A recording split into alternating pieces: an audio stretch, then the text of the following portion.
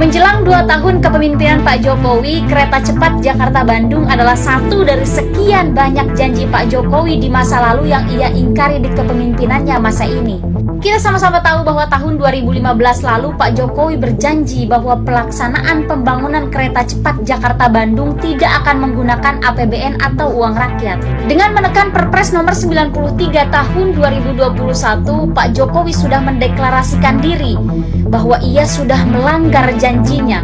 Padahal pada tahun 2015 lalu Pak Jokowi dengan begitu elegan, tegas, dan lantang mengatakan bahwa tidak akan menggunakan dana APBN untuk pembangunan kereta cepat Jakarta-Bandung. Ia juga menegaskan pembangunan kereta cepat Jakarta-Bandung itu merupakan bisnis to bisnis. Bahkan ia sendiri yang mengatakan tidak mau disetir oleh Cina.